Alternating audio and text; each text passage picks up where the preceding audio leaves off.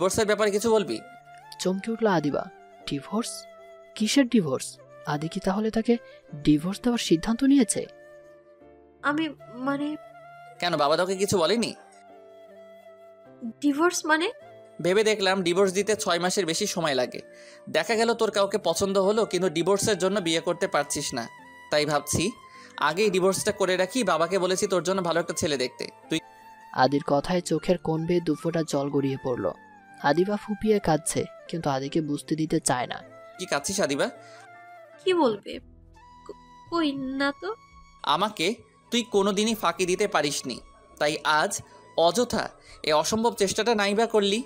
আদাইরা কারণে কান্নাকাটি করা তোর অভ্যাসটা এবার বদলানো উচিত। চোখের জল এত সস্তা নাকি যে কথায় কথায় ঝরাতে হবে? চোখের জল কি বাজারে বেচা কেনা হয়? তাহলে সেটা সস্তা নাকি দামি বিচার করলেন কি করে? তুই কী কী কারণে কতটা কাঁদতে পারিস তা অন্তত আমার চেয়ে ভালো আর কেউ জানে না। এখন নিশ্চয়ই ভাবছিস আমি খুব মহান হয়ে গিয়েছি, তাই তোর সব ইচ্ছে এত সহজে পূরণ হতে দিচ্ছি। সে আনন্দে কাঁদছিস, তাই না? কিন্তু আমি শুধু তোর জন্য না, নিজের জন্যই সিদ্ধান্ত নিয়েছি। আমি এই দায়বদ্ধ সম্পর্কের মধ্যে আর থাকতে চাই না। আপনি কি বলছেন বুঝতে পারছেন? দিন বদলেছে তো, আজকাল কাউকে অত বুঝি না। বোঝার ক্ষমতা হারিয়ে ফেলেছি বোধহয়। এত কঠিন হওয়ার ভান কেন আমি করছেন? ভান করি না, আমি এমনই, আর তুই সেটা জানিস। আমাদের একসাথে কাটানো সময়গুলো কি ভুলে গিয়েছেন আপনি? ভুলিনি কিছুই, তবে ভোলা উচিত। এসব মনে রেখে কোনো লাভ তো নেই, তাই ভোলার চেষ্টা করছি। পারবেন ভুলতে? না পারার কি হলো? মানুষ পারে না এমন কোনো কিছুই নেই পৃথিবীতে। আদি হাসল, চাপা কণ্ঠস্বরে জবাব দিল। পারি বলছিস? তুই বড্ড আবেগে আদিবা, কখন কি বলিস নিজেই জানিস না। এখন এমনভাবে কথা বলছিস যেন তোকে আমি ছেড়ে দিয়েছি, কিন্তু সত্যিটা তো এমন না। সত্যিটা হলো আমি তোকে ছাড়িনি, বরং জোর করে ধরে রাখতে চেয়েছিলাম, কিন্তু আমি তোর যোগ্য ছিলাম না, তাই ধরে রাখতে পারিনি। তাহলে এখন আমায় অপরাধী বানাতে চাইছিস কেন? যদি বলিস আমি অপরাধী, হ্যাঁ আমি অপরাধী। ভালোবাসার অপরাধে আমি অবশ্যই অপরাধী। একজনকে বেপরোয়াভাবে ভালোবেসেছিলাম, তাই আমার ভালোবাসা পূর্ণতা পায়নি। ভালোবাসার বিনিময়ে শরীর পেয়েছি, কিন্তু মনটা অধরাই রয়ে গেল। এর চেয়ে বড় শাস্তি আর কি হতে পারে? এই অপরাধে আরও শাস্তি দিতে চাস?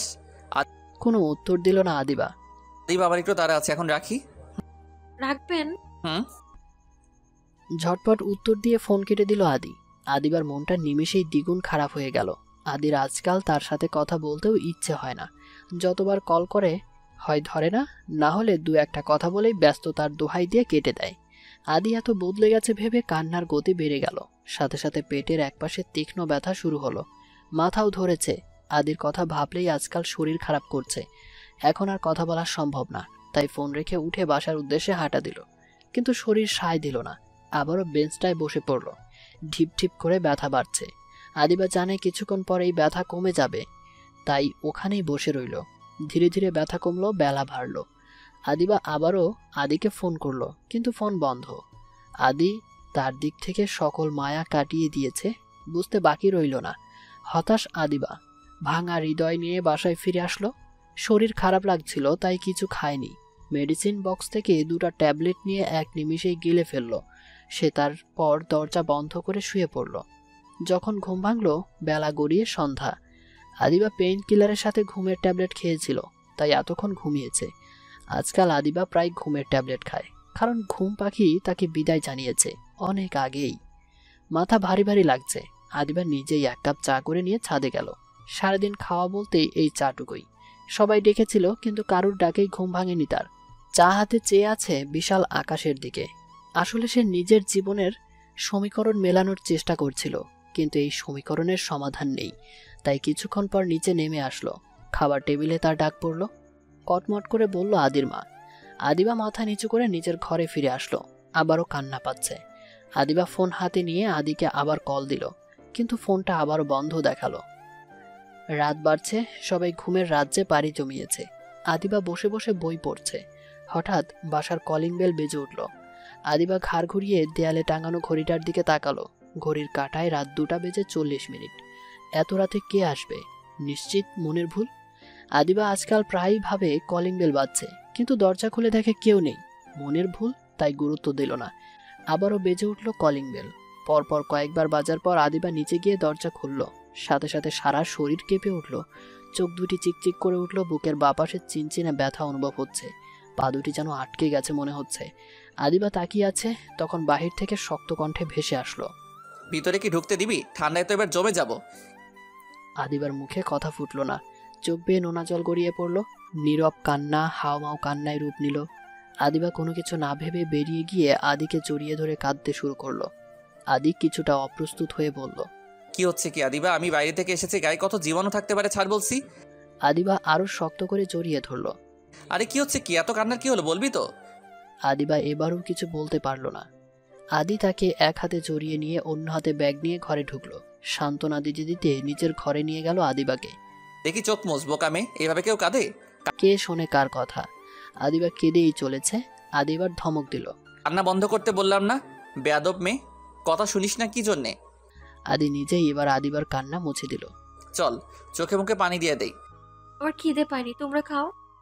বেশ, তাহলে তুই বস, আমি ফ্রেশ হয়ে আসছি। বাসার সবাইকে ডাকবো? দরকার নেই, সকালে তো সবার সাথে দেখা হবেই, এখন কাউকে ডেকে তোলার প্রয়োজন নেই। বলে আদি ওয়াশরুমে চলে গেল। ফ্রেশ হয়ে ফিরে এসে আয়নার সামনে দাঁড়িয়ে চুল মুছছে, তখন আদিবা বলল, আপনি হঠাৎ আসলেন? কেন, আমার আসা নিষেধ? আমি তা বলিনি, সকালে তো বললেন না আসবেন। বলেছিলাম আমার তাড়া আছে, ফ্লাইটের সময় হয়ে গিয়েছিল। ও, বাই দ্য ওয়ে, যে জন্য এসেছি তোর জন্য একটা সারপ্রাইজ আছে। সারপ্রাইজ? ওয়েট দেখাচ্ছি। বলে আদি গিয়ে ব্যাগ খুলল। কি যেন আদিবার ভয় লাগছে। সে বসা থেকে উঠে দাঁড়ালো।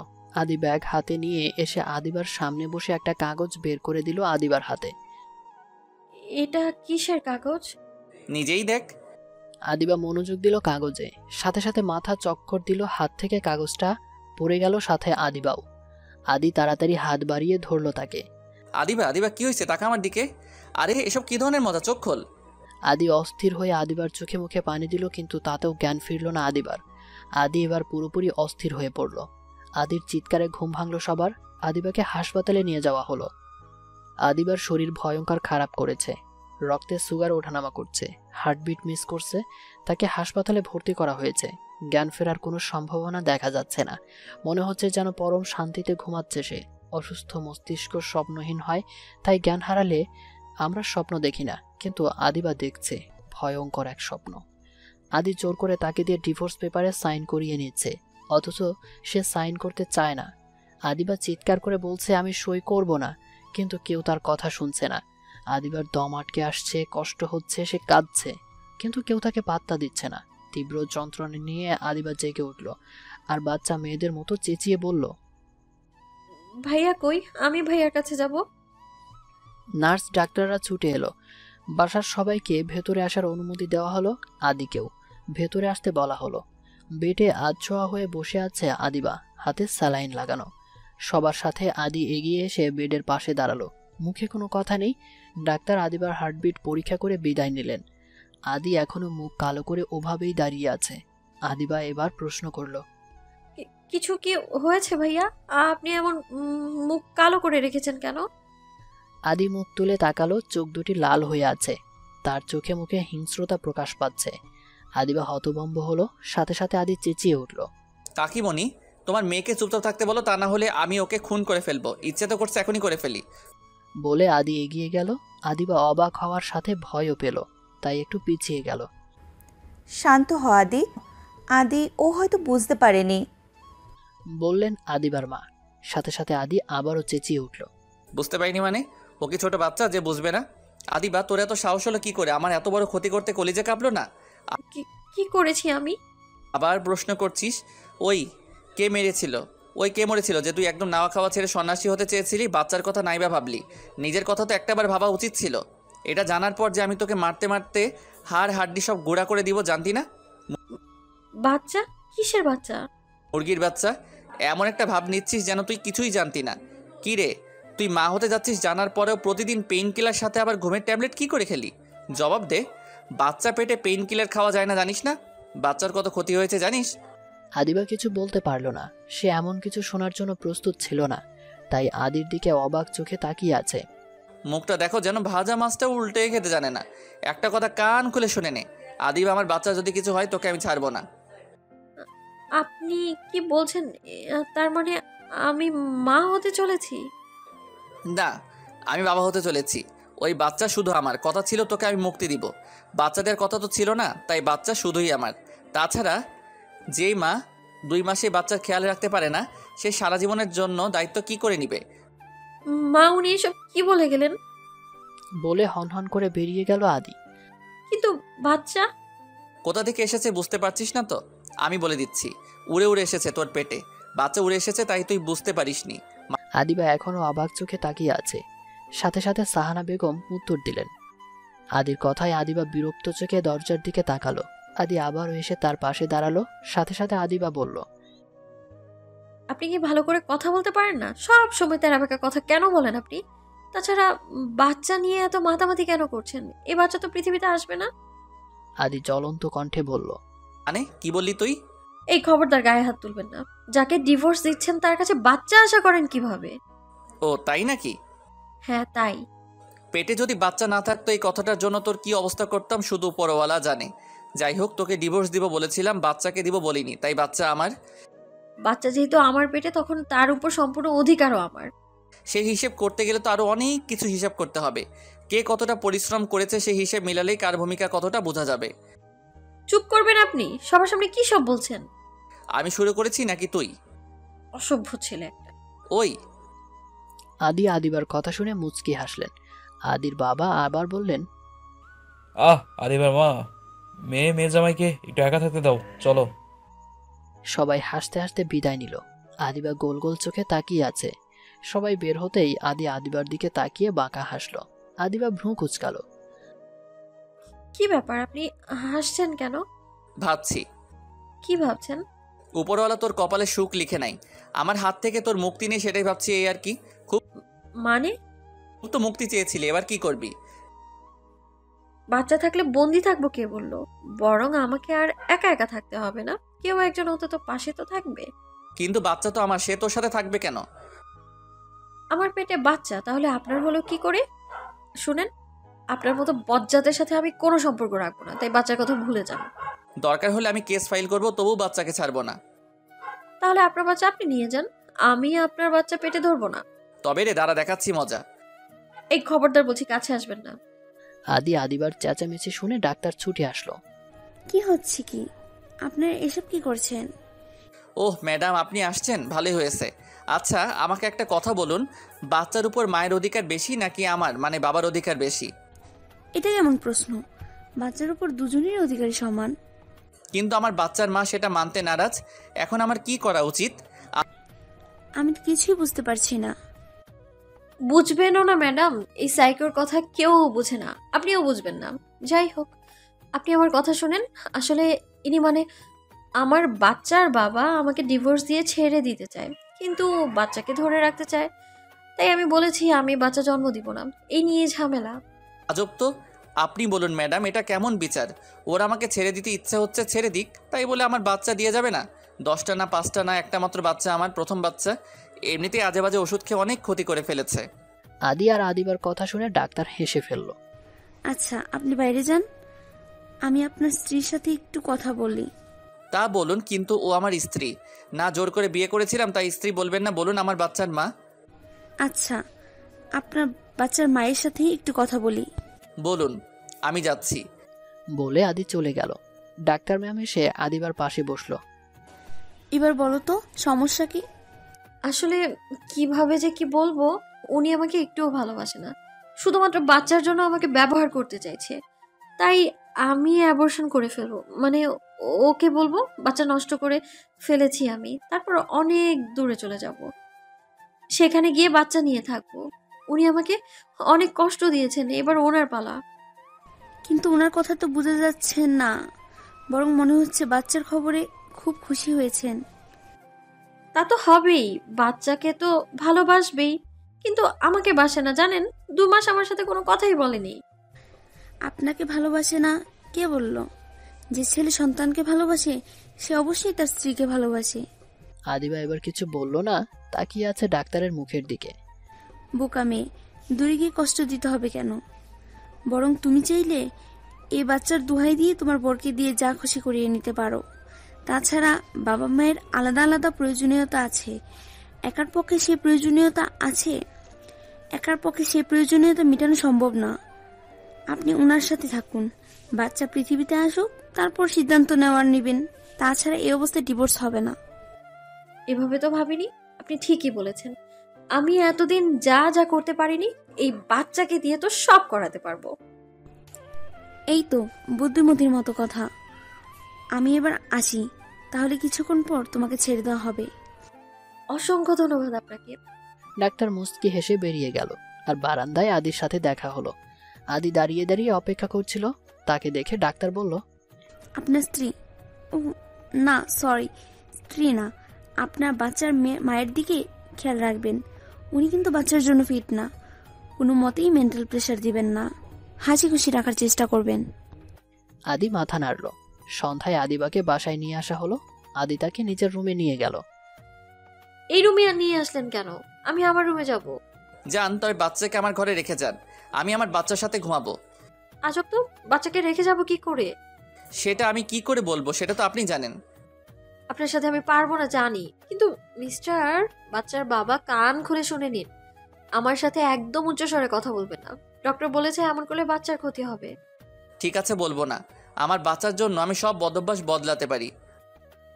আমার বাচ্চা এমন ভাবে বলছেন যেন আপনার একার বাচ্চা। আমার একার বাচ্চাই। আপনি আমার সাথে এমন ভাবে কথা বললেন, পেটে ব্যথা হচ্ছে আর মনে হয় বাঁচবই না। ঢঙ্গি মিং কোথাকার, আমি তো জোরে কথা বলিনি। বলেছেন এখনই ক্ষমা চান, না না হলে ব্যথা কমবে না তো। বুঝেছি, আমার কপালে দুঃখ লিখা হয়ে গিয়েছে। যাই হোক, সরি। বাচ্চাটাকে প্রেসারে এভাবে দিয়েন না। এভাবে বলে তো হবে না, কান ধরে বলুন। মানে কি? বলবেন না তাই তো? দেখেছো বাবু, তোমার বাবা তোমাকে একটুও ভালোবাসে না। তুমি ব্যথা পাচ্ছ জেনেও ক্ষমা চাইবে না সে। হয়েছে হয়েছে, বাচ্চার কাছে আমাকে অপরাধী বানাতে হবে না। এই যে কান ধরছি। আদি কান ধরতেই আদিবা খিলখিল করে হেসে উঠল। নিস্তব্ধ রাতে সেই হাসি বড্ড মিষ্টি শোনালো। হাসিতে গড়িয়ে পড়ছে আদিবা। তার হাসি পুরো বাড়িতে ছড়িয়ে পড়েছে। আদিবার হাসির শব্দে মুচকি হাসলেন আদির বাবা। যাক, ডাক্তার ম্যামকে যেভাবে বলেছিলাম ওদের সেভাবে বুঝিয়েছেন। আদির মা ভ্রু কুঁচকে বলল, মানে কি বলছো তুমি ডাক্তারকে? ওদের ব্যাপারে সবই বলেছি, আর বলেছি দুজনকে যেন একসাথে থাকার পরামর্শ দেন। বাচ্চা হতে হতে একসাথে থাকতে থাকতে ওদের সম্পর্কটা যদি একটু স্বাভাবিক হয়। এদিকে আদিবা হাসছে তো হাসছেই। আদি সেই ফাঁকে উঠে গিয়ে আবার ফিরে আসলো। এসেই আদিবার হাত ধরে টেনে ধরলো। সাথে সাথে আদিবার হাসি থেমে গেল। কিছুটা ভয়ও পেল। ভাবলো আদি হয়তো বরাবরের মতো রেগে গিয়েছে, তাই ভয়ে ভয়ে বলল, কি করছেন? আদি আদিবার হাত টেনে একটা বালা পরিয়ে দিল। আদিবা অবাক হয়ে বলল, এটা? বাচ্চা হলে গিফট দিতে হয়, এটাই নিয়ম। এই নিয়ম কে আবিষ্কার করেছে? অবশ্যই আদিত্য চৌধুরী। আদিবা আবারও হাসলো। বালাটা সুন্দর, সে যাই হোক, এইসব আমাকে ভোলানো যাবে না। মাথা ধরেছে, টিপে দিন, ঘুমাবো আমি। কি আমি তোর মাথা টিপে দিব? আমার বাচ্চার বাবা যেন কে, বেশি কথা বলে পাও টিপাবো। বুঝেছি বুঝেছি, কি আর করা যাবে, দিচ্ছি। আপনি শুয়ে পড়ুন, আসছি। আদি দরজা লক করে এসে আদিবার মাথায় হাত বুলাতে শুরু করেছে। আদিবার সাথে সাথে বলে উঠল, উফ, হচ্ছে না, সুন্দর করে দিন। দিচ্ছি বলেই আদি অসম্ভব এক কাণ্ড ঘটিয়ে বসলো। আদির কাণ্ডে আদিবা পুরো জমে গেল। গায়ে কাটা দিল। আদি একটানে আদিবার শাড়িটা সরিয়ে তার পেটে মুখ ডুবিয়ে দিয়েছে। কি করছেন এইসব? কি ধরনের অসভ্যতা এটা? অসভ্যতা হতে যাবে কেন? আমি আমার বাচ্চাকে আদর করছি, এতে কারো কিছু বলার নেই। আমার যতক্ষণ ইচ্ছে ততক্ষণ আদর করব, যেভাবে ইচ্ছে সেভাবে আদর করব। বলে আদি আবারও নিজের কাজে মনোযোগ দিল। ভাইয়া, এমন করবেন না, আমার কেমন যেন লাগছে। ভাইয়া? কে কার ভাইয়া? ফালতু প্রশ্ন আর ফালতু কাজ দুটোই বন্ধ করুন। আদিবার কথা আদির কানে ঢুকলো না। সে আবারও নিজের কাজে মন দিল। এবারে শুধু পেটে না, আদিবার সারা শরীরময় বিচরণ করছে সে। আদিবা চাপা কণ্ঠে বলল, কি করছেন? ছাড়ুন। আদি বাঁকা হেসে উত্তর দিল, বাচ্চা যখন আমার বাচ্চার মাও আমার বাচ্চার মাকে আমি আদর করব, তাতে তুই আদিবা বাধা দে আর কে? আদিবা উত্তর দিল না, কিন্তু তার ফোপানোর কান্না আদির চোখ এড়াতে পারল না। আদি উঠে এসে সযত্নে চোখের পানি মুছে দিয়ে বলল, দেখি টাকা আমার দিকে। কি হয়েছে, কাছিস কেন? আদিবা চোখ বন্ধ করে অন্যদিকে মুখ করে আছে। চোখ বেয়ে নোনা জল গড়িয়ে পড়ছে। এত অভিমান আমার উপর? আপনি আমায় একটুও ভালোবাসেন না। আজ যদি বাচ্চা না আসতো, আমায় ডিভোর্স দিয়ে দিতেন, তাই না? তোর তাই মনে হয়? ডিভোর্স পেপারও তো নিয়ে এসেছেন, তাই না? তাই নাকি? তুই পেপারটা ভালো করে দেখেছিলি? আদিবা চোখ খুলল। মানে? ওটা ডিভোর্স পেপার ছিল না, ওটা আমার প্রত্যয়নপত্র ছিল, যার মানে আমি আর কখনো বিদেশে যাব না, এখন থেকে এখানেই থাকবো। আর এই সিদ্ধান্ত আমি 2 মাস আগেই নিয়েছিলাম। আদিবা অবাক চোখে তাকালো আদির দিকে। আদি হাসলো। বিয়ের দিন বলেছিলাম আমি বেঁচে থাকতে কোনোদিন তোকে ডিভোর্স দিব না, দরকার হলে আরও 3টা বিয়ে করব, তবুও তোকে ছাড়বো না, মনে আছে কথাটা? কিন্তু এই 2 মাস? তোকে শাস্তি দেওয়ার ইচ্ছে আমার ছিল না, সব কাগজপত্রের অফিস গোছাতে আমার একটু সময় লাগতো, সেই জন্যই তোকে রেখে গিয়েছিলাম। মিথ্যা বলবো না, আসলে তুই যে আমায় ভালোবাসিস সেটা বোঝানোর জন্য এইভাবে রেখে গিয়েছিলাম। তবে বিশ্বাস কর, তুই প্রেগনেন্ট জানলে এমন করতাম না। আমি ভেবেছিলাম আমাকে হারিয়ে তুই আমার প্রতি ভালোবাসাটা বুঝবি, তুই এত কষ্ট পাবি বুঝতে পাইনি রে। আমাকে তুই ক্ষমা করে দেয়া দিবা। আপনি আমার কাছে ক্ষমা চাইছেন? যাকে ভালোবাসি তার কাছে ক্ষমা চাইতে পারবো না? আমি তোর জন্য কি পারি আজও বুঝলি না পাগলি? সারা পৃথিবী যদি এক পাশে আর তুই অন্য পাশে থাকিস, আমি আদি তোকেই বেছে নিব। তোর মতো করে কেউ কখনো আমার মন ছুঁতে পারিনি, জানিস তো? একজনে আসক্ত ভালোবাসা সবসময় সুন্দর হয়। আমি জন্ম জন্মান্তর এই আদিবাতে আসক্ত থাকতে চাই। তুই ছিলি, আছিস, আর শুধু তুই থাকবি। এত ভালোবাসেন আমায়? সন্দেহ আছে? হুম, আমার উপর আপনার কোনো রাগ নেই? যাকে ভালোবাসা যায় তার উপর রাগ করা যায় না। আলী রাদিয়াল্লাহু তাআলা আনহু বলেছেন, যদি কাউকে সারা জীবনের জন্য বন্ধু বানাতে চাও তবে মনের মাঝে একটা কবর খুঁড়ে নাও, যেখানে তার করা ভুলগুলো কবর দিতে পারবে, কারণ মানুষ মাত্রই ভুল করবে। আমি সেই কবরটা 6 বছর আগেই খুঁড়ে ফেলেছি, যদিও তুই কখনো ভুল করিস না। আচ্ছা দিবা, তোর মনে আমাকে একটা কবর খোঁড়ার জায়গা দিবি প্লিজ, যেখানে আমার ভুলগুলোকে ছুঁড়ে ফেলতে পারবো? আদিবা উত্তর দিতে পারল না, আবারও কেঁদে ফেলল। একদম কাঁদবি না বলে দিলাম, কাঁদলে কিন্তু ওয়াশরুমে আটকে রাখবো। আদিবা চোখ মুছতে মুছতে জবাব দিল। আমি তো আটকে থাকতেই চাই। আদির বেপরোয়া ভালোবাসার মায়ার জন্ম জন্মান্তরে আটকে থাকতে চাই আমি। রচনা করতে চাই বেপরোয়া ভালোবাসার নতুন অধ্যায়। দিবেন সেই সুযোগ আমায়?